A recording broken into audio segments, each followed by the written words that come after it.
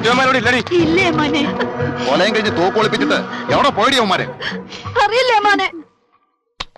രാജാ നോക്കിക്കളി, കാശ് പോവും. ബ്ലൈൻഡ് രാജാ ഒന്ന് വേഗം കളിയടാ. മിണ്ടായിരുന്നോടെ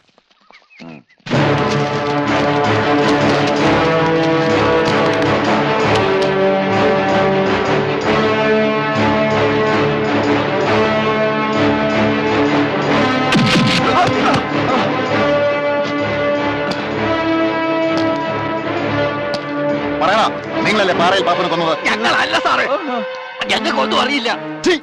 കള്ളം പറയുന്നോടാ.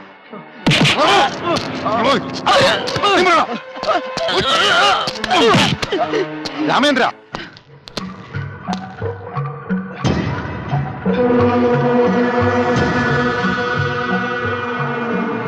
ഈ തോക്ക് കൊണ്ടല്ലടാ പാപ്പുവിനെ നിങ്ങൾ വെടിവെച്ചത്? അയ്യോ എന്റെ പൊന്നു സാറേ, ഞങ്ങൾ ഈ തോക്ക് കണ്ടിട്ടും കൂടിയില്ല. ഞങ്ങളെ ചതിക്കാൻ ആരോ ചെയ്ത ദ്രോഹമായത്. ഇല്ലെങ്കിൽ കൊന്നു കുഴിച്ചു മൂടി ഞാൻ. ഞങ്ങൾക്കൊന്നും അറിയില്ല. നിന്നെ കൊണ്ടൊക്കെ സത്യം പറയിപ്പിക്കാൻ പറ്റുമോ ഞാൻ നോക്കട്ടെ.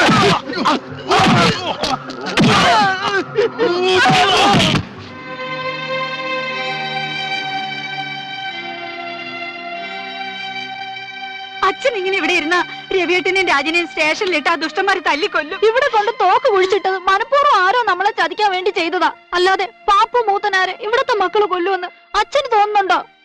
അച്ഛൻ ചാക്കപ്പ മുതലാളിയെ പോയി കണ്ട് സങ്കടം പറയും. എന്നാലും എന്തെങ്കിലും. ചാക്കപ്പ മുതലാളിയെ ഞാൻ പോയി കണ്ടതാ മക്കളെ. മുതലാളി പറയണത് ഞാൻ പറഞ്ഞാലൊന്നും ആ SI കേക്കില്ലെന്നാ. അപ്പൊ പിന്നെ ഇനി നമ്മൾ എന്ത് ചെയ്യാച്ചാ? പാറയിൽ ചെന്ന് അന്തോണി മോലാളിയെ കണ്ട് ഉണ്ടായ കാര്യങ്ങളൊക്കെ പറഞ്ഞാലോ? നല്ല മനസ്സുള്ള ആളാ അന്തോണി മോലാളി. നമ്മളാ മൂത്താനാരെ കൊന്നതെന്ന് വിശ്വസിച്ചിരിക്കുമ്പോ എങ്ങനെയാ അങ്ങോട്ട് ചെന്ന് മക്കളെ സ്റ്റേഷനിൽ ഇറക്കണമെന്ന് പറയണത്? അന്തോണി മുതലാളി മനസ്സ് വെച്ച ജാമ്യം കിട്ടുവച്ച നമുക്ക് അവിടെ വരെ ഒന്ന് പോയിട്ട് വരാച്ചാ.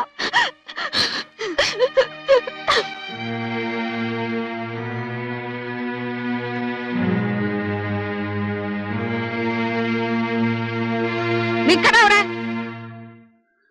എന്നാത്തിനാടാ ഈ പടി കിടന്ന് വന്നത്? ഇനി ഞങ്ങളെ കൂടെ കൊല്ലാനാണോ? ഇറങ്ങി പൊയ്ക്കോ എന്റെ മുമ്പിൽ നിന്ന്. കുഞ്ഞർദാമ ഞങ്ങളെ തെറ്റിദ്ധരിച്ചിരിക്കുക. ഞാനും എന്റെ മക്കൾ ഒരു തെറ്റും ചെയ്തിട്ടില്ല. ഈശ്വരനാണ് സത്യം. കള്ളസത്യം ചെയ്യുന്നോടാ നന്ദിയില്ലാത്തവനെ. ഇതാരും മനഃപൂർവ്വം ചെയ്ത് ചതിയ. കുഞ്ഞോറാതാമെങ്കിലും ഞങ്ങളെ വിശ്വസിക്കണം. അതേടി, പോലീസുമായി വന്നതും തോക്ക് തൊണ്ടിയെടുത്തതും ഒക്കെ കളവാണ്, ചതിവാണ്. ലടി, എന്റെ വല്യാങ്ങളെ നിന്നോടൊക്കെ എന്നാ ദോഷമാടാ ചെയ്തത്? വെറും ഒരു ആടിന് വേണ്ടി എന്റെ ആങ്ങളെ കൊലയ്ക്ക് കൊടുത്തല്ലോടാ നീ. കഴിഞ്ഞതൊക്കെ എങ്ങനെ മറക്കാൻ കഴിഞ്ഞല്ലോ നിനക്ക്? വർഷങ്ങൾക്ക് മുമ്പ് പറക്കാൻ പറ്റാത്ത 2 കുഞ്ഞുങ്ങളുമായിട്ട് കയറി വന്ന നിനക്ക് സ്വന്തം കൂടപ്പുറപ്പിനെ പോലെ കരുതി അഭയം തന്ന കൈക്ക് തന്നെ കൊത്തിയല്ലോടാ നീ. എന്നിട്ട് ഒന്നും അറിയാത്തവനെ പോലെ വീണ്ടും കേറി വന്നിരിക്കുന്നു. മതി നിന്റെ കള്ളക്കരച്ചില്. നീയൊന്നും ഒരിക്കലും ഗുണപിടിക്കത്തില്ലടാ മഹാഭാവികളെ. പൊയ്ക്കോ എന്റെ മുമ്പിൽ നിന്ന്. ഇറങ്ങി പോയാ പറഞ്ഞത്.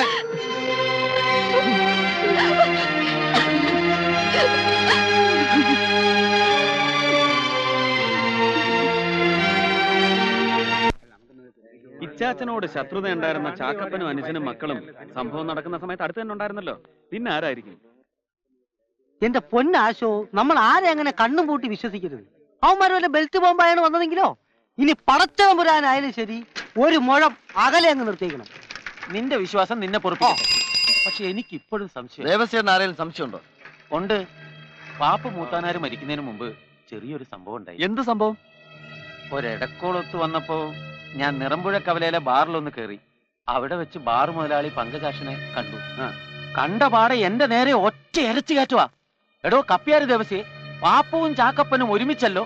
ഇനി കുരിശുപള്ളിക്കവലയിലെ ബാറ് പൊളിപ്പിക്കലായിരിക്കല്ലോ അവരുടെ അടുത്ത പരിപാടിയെന്ന്. അങ്ങനെ വല്ല പ്ലാനും ഉണ്ടായാൽ കൊന്നുകളയും ഞാൻ എന്നും പറഞ്ഞു. പറഞ്ഞതുപോലെ ചെയ്യുന്നവനാ പങ്കജാക്ഷൻ.